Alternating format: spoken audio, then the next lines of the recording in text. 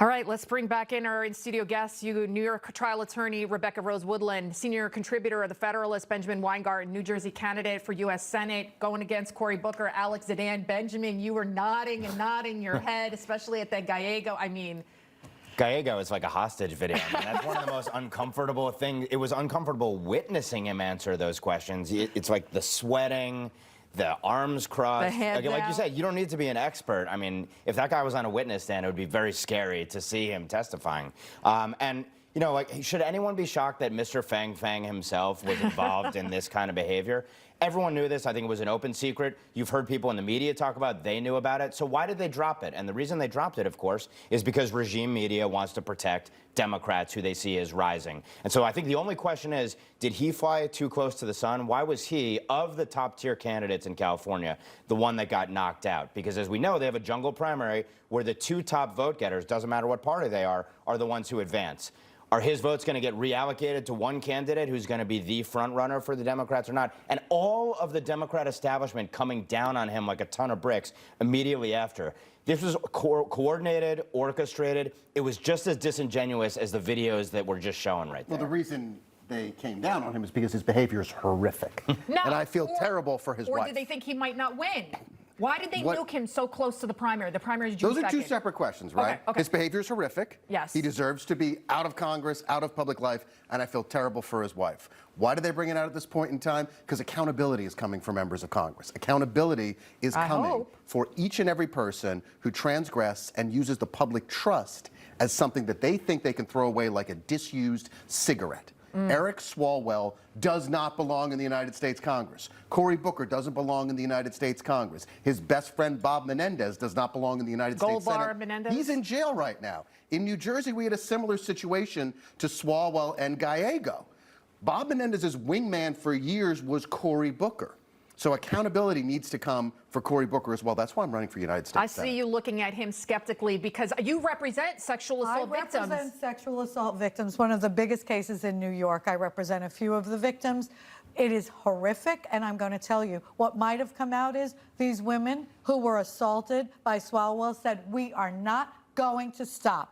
This has got to end. He has ruined my life. I have PTSD. I mean, the women suffer so terribly from these horrific. I mean, one girl claims she was raped. She was tortured. This is She was drugged. terrible. She couldn't move. How is he not cured an attorney? How has he not been criminally charged? They got Trump.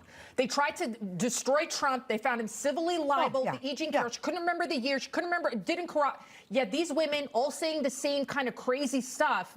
And where are the charges at the Manhattan DA and the Los Angeles DA? Let's see, because now Alvin Bragg is saying, well, I'm reviewing. You're reviewing. This review better happen very quickly. And in Los Angeles, the rape laws are very, very lax. So there is a very long time period. You don't have a short statute of limitations. So what exactly are they reviewing? Let's get to the prosecution. Let's move this along. These women are not coming forward with fake stories. You cannot have so many women with the same story. They didn't corroborate. That's what I was told with some of my victims. They all spoke to each other by blogs. I said, excuse me, that's not what happened. And then the federal authorities came in and they took care of the situation in my case, and they should here too. I spoke to George Santos. Obviously, he's spent 3 months behind bars for fraud. And I said, did you hear these kind of rumors before about people? He was saying orgies. This is the tip of the iceberg of what he says is really going on in Congress. Why do you think that is, Benjamin? Why do politicians think that the rules of society don't apply to them? Yes, Benjamin, why are there orgies? Tell us more. No, but like, because he covers, you interview these politicians, you cover it, real clear investigations. They think that, I don't know, they're different kind of entities. I don't understand. I think that the Occam's razor, the simple answer is that power corrupts, absolute power corrupts absolutely. The kind of people who are attracted to office, and I'm not including you in this, but a lot of the people who are attracted to office, they're the people with the kind of personalities who think they are untouchable in many cases. They obviously have massive egos. You have to have a massive ego to think that you should serve in one of these offices. We want citizen legislators who are good people, who are humble, who will do the right thing.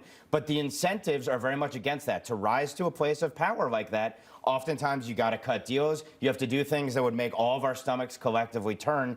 And that's why we want to change that ultimately, but it's very, very hard in this system unless you have a ton of money or you're really famous, and then you can actually do the right thing for the right reasons and not have to respond to all these different special interests, et cetera, and get corrupted. And let's take a look at another key similarity between New Jersey and California. They're both one-party states. They're both states where, at the current time, the Democratic Party is in command. And I think that when you have a one-party state, it breeds an environment where people do think that they are untouchable.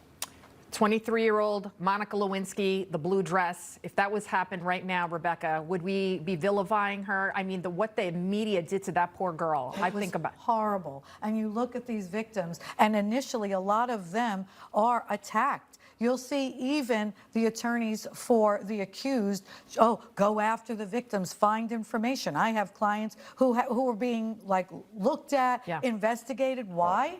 Why? The victim did not ask for this to happen. I'm going to say that very directly. Eric Swalwell, the woman did not ask. She alleges that he put something in her drink. Do you think she asked for that? No, she did not. And Santos also said they call them skin turns because they're so excited to see how much skin they will be showing. Let's not forget, Hillary Clinton went after all those women, and look how far Hillary Clinton rose. That shows you the incentive structure in Washington, D.C. Rebecca Rose, Ben, Alex, good luck on your campaign. Thank you. All right, thank you guys.